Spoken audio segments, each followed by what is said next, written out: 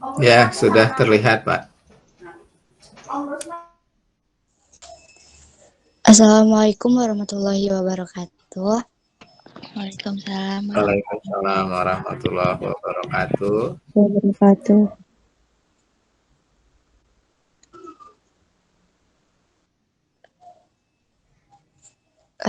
Saya dari kelompok 1 akan mempresentasikan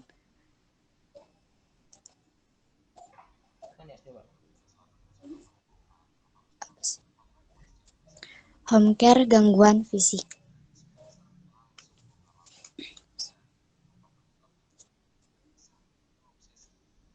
Definisi sehat. Sehat merupakan keadaan sejahtera baik fisik maupun mental. Orang yang sehat mental akan memiliki kualitas hidup yang baik, sehingga memungkinkan dapat hidup harmonis dan produktif dengan memperhatikan semua segi kehidupan manusia. Jika seseorang tidak terjaga kesehatan jiwanya, beresiko mengalami gangguan jiwa. Gangguan jiwa menyebabkan terjadinya gangguan fungsi psikologis, menimbulkan penderitaan, merasa tertekan atau distres, dan atau mengalami hambatan dalam melaksanakan peran sosial atau disabilitas atau ketidakmampuan.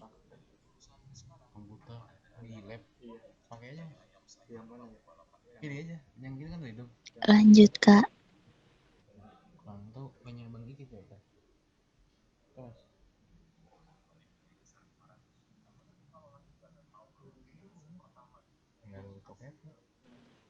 Gangguan fisik.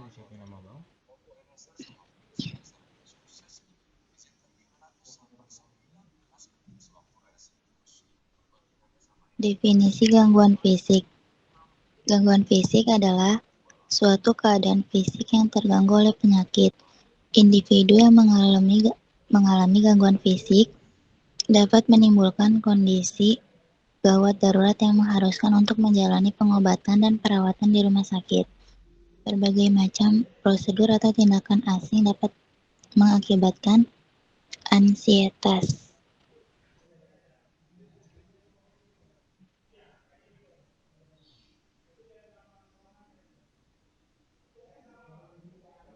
Di sini contohnya ada pemasungan.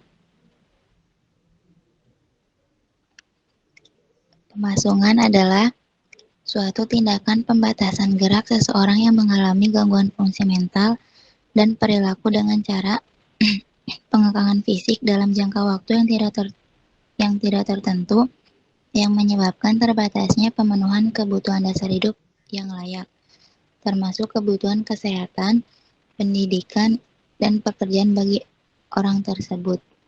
Halvorsen 2018. Lanjut, Kak. Perilaku pasung terhadap pasien gangguan jiwa. 1. Perilaku kekerasan, membantu kesembuhan, keluyuran, ketidakmampuan keluarga untuk merawat. Dampak dari pemasungan. Dampak pemasungan ODGJ yang mengalami pemasungan akan merasakan dampak secara fisik maupun psikologis. Dampak secara fisik. Pemasungan dalam ruangan yang sempit, pengikatan pada ekstremitas tangan, kaki, atau keduanya penyebab keterbatasan pergerakan pada pasien. Bila pemasungan berlangsung dalam waktu yang lama akan menyebabkan kecacatan fisik.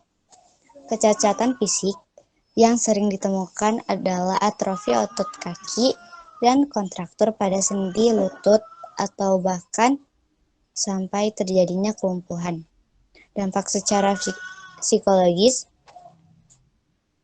menurut Lestari, Koyeriah, dan Matafi 2014, dampak psikologis pemasungan adalah trauma, dendam kepada keluarga, merasa dibuang, rendah diri, putus asa, timbul gejala depresi, dan sampai percobaan bunuh diri. Lanjut, Kak.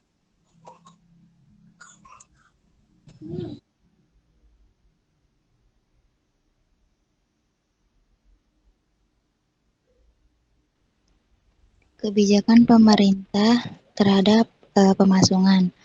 Yang pertama, Undang-Undang Nomor 18 Tahun 2004 menegaskan bahwa setiap orang yang terlibat dalam pemasungan dapat dikenakan pasal-pasal yang ada dalam Kitab Undang-Undang Hukum Pidana KUHP yang diproses secara hukum sebagai pelaku kriminal. Undang-Undang kedua, Undang-Undang Nomor 23 Tahun 1966 tentang kesehatan jiwa. Dinyatakan bahwa pasien dengan gangguan jiwa Dinyatakan bahwa pasien dengan gangguan jiwa yang terlantar harus mendapatkan perawatan dan pengobatan pada suatu tempat perawatan.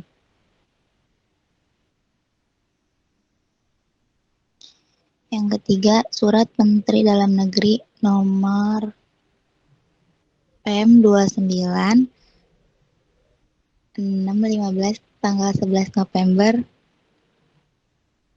2977 ditujukan kepada gubernur daerah tingkat 1 seluruh Indonesia meminta kepada masyarakat untuk tidak melakukan pemasungan terhadap penderita gangguan jiwa dan menumbuhkan kesadaran masyarakat untuk menyerahkan perawatan penderita di rumah sakit jiwa.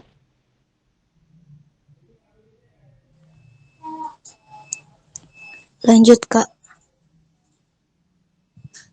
Strategi mengubah perilaku pemasungan terhadap ODGJ. Perilaku keseharian. Perilaku keseharian adalah suatu respon seseorang terhadap stimulus atau objek yang berkaitan dengan sakit dan penyakit, sistem pelayanan kesehatan makanan dan minuman serta lingkungan. Dengan kata lain, perilaku kesehatan adalah semua aktivitas atau kegiatan seseorang baik yang dapat diamati, observable, atau maupun yang tidak dapat diamati, unobservable, yang berkaitan dengan pemeliharaan dan peningkatan kesehatan. Noto Atmojo 2010.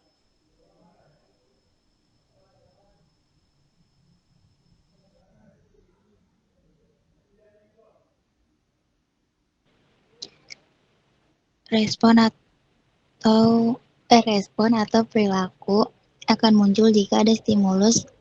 Adanya ODGJ dalam keluarga merupakan stimulus yang mendorong keluarga untuk memberikan respon atau menentukan tindakan yang akan diambil untuk mengatasi masalah yang dialami ODGJ. Keputusan yang diambil keluarga dipengaruhi faktor internal dan eksternal. Faktor internal terdiri dari faktor biologi dan psikologi yang mencakup di dalamnya antara lain persepsi, motivasi, perhatian, keinginan atau kehendak. Sedangkan faktor eksternal mencakup faktor lingkungan fisik dan non-fisik.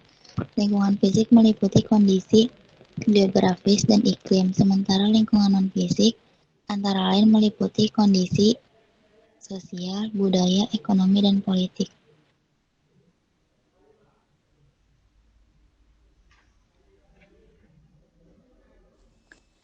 Edukasi tentang gangguan jiwa.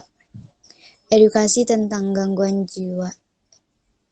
Edukasi tentang pemanfaatan fasilitas kesehatan. Edukasi tentang penata laksanaan yang tepat untuk ODGJ. Peningkatan peran serta masyarakat dalam menangani ODGJ. Tujuan intervensi. Intervensi yang dilakukan bertujuan agar keluarga dan masyarakat mampu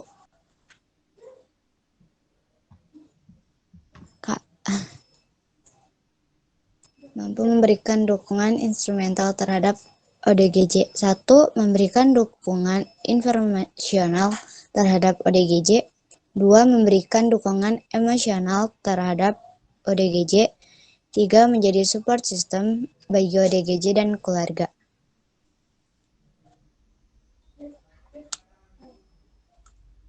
Sekian dari kelompok 1. Silakan jika ingin bertanya. Monggo, adik-adik silahkan. Barangkali ada yang mau ditanyakan. Tidak, Pak.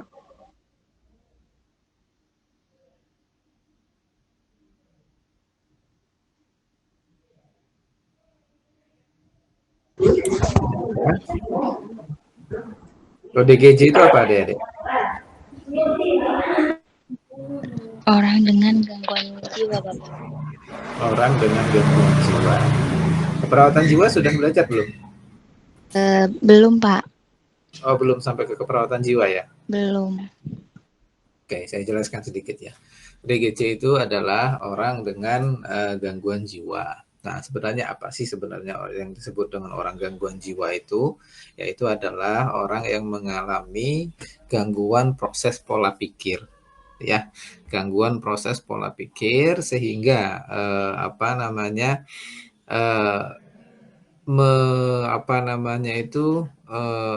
pola pikir yang sifatnya dia itu hanya sebagai tidak mempunyai objek gitu ya. Pola pikir yang tidak mempunyai objek, atau kalau kata kita itu lebih dikenal dengan yang namanya berhayal. Berhayal ya. Nah, kalau adik-adik sering berhayal ya, tiba-tiba ketawa sendiri, hati-hati ODGJ ya. Nah, itu ya. Nah, karena kan sering kan sambil ngelamun, hasilnya sendiri ingat pacarnya, hati-hati ODGJ, itu ya. Nah, itu. Nah, apa sih Pak sebenarnya ODGJ itu? Ya itu tadi yang tidak ada objektifnya gitu ya. Atau hanya sebagai proses pola pikir yang berbeda, ya di situ. Apa saja sebenarnya yang diagnosa ODGJ tersebut? Ya itu ada waham. Waham itu adalah suatu proses pola pikir yang dengan kebesaran, waham kebesaran. Biasanya salah satunya apa? Dia menganggap dia itu Tuhan, ya. Dia menganggap dia itu Allah, kemudian dia menganggap dia itu, kalau adik-adik yang terlalu terobsesi dengan dengan seseorang, misalkan kalau penggemarnya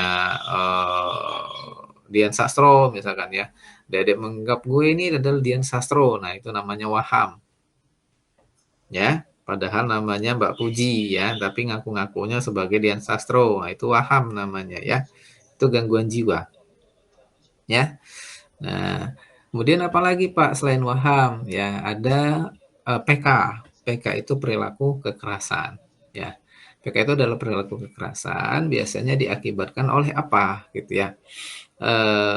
Masa lalu yang buruk yang mungkin dahulunya dia sering mengalami pembulian atau kekerasan atau masalah fisik lainnya. Nah, sehingga membuat dia ini merasa itu lemah, begitu ya. Nah, dengan merasa lemah, salah satunya dia akan menjadi arogan nantinya. Nah, itu ya salah satu gangguan jiwa. Kemudian apalagi gangguan jiwa itu ada yang disebut dengan halusinasi. Nah, halusinasi itu yang paling banyak. Ya. Halusinasi itu yang paling banyak. Ya. Apa yang dia lihat, dia dengar, dia rasakan, itu menurut dia ada, tapi menurut orang itu enggak ada. Itu ya. Atau suatu penglihatan, perasa, pebau yang tidak mempunyai objeknya. Itu halusinasi.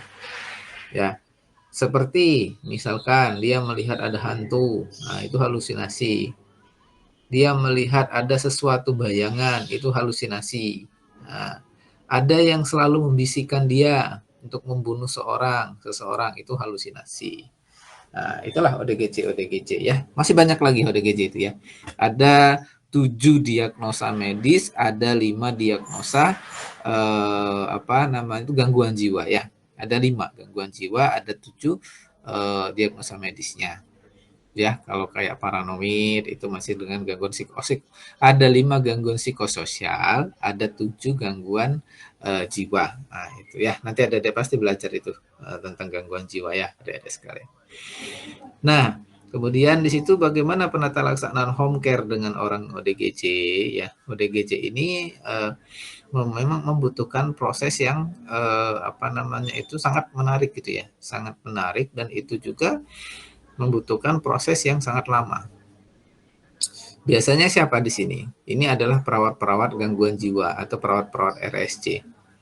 Ya, kalau di Jogja itu dikenal ada RS Gracia, Kalau di Bogor itu ada Marzuki Mahdi ya. Nah, kemudian itu kebetulan saya sering sekali ke Marzuki Mahdi adik-adik. Dulu saya di dosen di, ada yang dari Bogor nggak di sini? Saya Bapak. Tahu Wijaya Husada? Stikis Wijaya Husada? Pernah dengar tapi nggak tahu Pak di Oh, mana. saya di sana dulu ya. Saya di sana dulu. Saya ngebimbing ke Rumah Sakit Marzuki Mahdi itu sering sekali dulu ya. Ada Bu Tisna di situ, ada Pak Bustomi di situ tuh ya. Saya kenal, banyak kenal dengan orang Marzuki Mahdi di situ. Ya, tuh. Nah, kemudian bagaimana pelaksanaannya? Biasanya itu dari perawat-perawat home care, ya, dari perawat-perawat home care, ya, perawat-perawat yang ada di rumah sakit jiwa. Nah, bukan perawat-perawat umum karena keterampilan dalam pemerlakuan implementasi dari kejiwaan tersebut itu adalah orang-orang keperawatan yang sudah terlatih dalam keperawatan jiwa. Bagaimana cara menghardik, ya, bagaimana cara memberikan penata laksanaan kepada pasien jiwa itu teman-teman yang terlatih di situ ya. Jadi memang membutuhkan spesifik dan cukup lama untuk ini ya. Harus berkunjung-kunjung terus ya. Kalau di kami dulu ya di salah satu stikes di Bogor juga itu kami melakukan kunjungan selama 1 minggu itu 1 kali ya untuk bahan praktek mahasiswa kami itu ya di situ. Nah, kemudian apakah sudah selesai sampai di situ, Pak? Belum, terus harus dievaluasi. Nah, kadang-kadang sudah bisa dinyatakan sembuh ya, tetapi nanti dalam 1 tahun atau 3 bulan kemudian dia kambuh lagi. Ada yang seperti itu. Banyak sekali ya. Nanti ada bisa baca-baca sendiri ya. Gitu. Oke, silahkan jika ada yang mau ditanyakan. Kalau tidak, silahkan lanjut satu kelompok lagi. Bapak mau nanya. Boleh, silahkan. Sugesti sama halusinasi sama Pak? Sugesti sama halusinasi berbeda. Kalau Bedanya apa Pak? kalau sugesti ya itu adalah kita mensuges ya, proses memasukkan, mentransfer ya, apa namanya itu, suges itu kan meminta seseorang tersebut untuk melakukan apa yang kita minta gitu ya, itu suges, namanya sugesti tersebut. Sehingga apa, kalau halusinasi ya sangat berbeda. Halusinasi itu sesuatu yang dia lihat, dia rasakan, dia bau atau segala macam itu yang tidak mempunyai objeknya. Berbeda, sangat berbeda kalau sugesti dan halusinasi. Gitu. Biasanya kalau suges yaitu biasanya kita gunakan di terapi. Ya. Kalau orang-orang hipnotis ya, kalau kita terapi apa, menghilangkan nyeri, disugesti lah untuk menghilangkan nyerinya, begitu. Begitu? Iya Pak, terima kasih Pak. Ada lagi? Kalau tidak ada, monggo kelompok selanjutnya silahkan.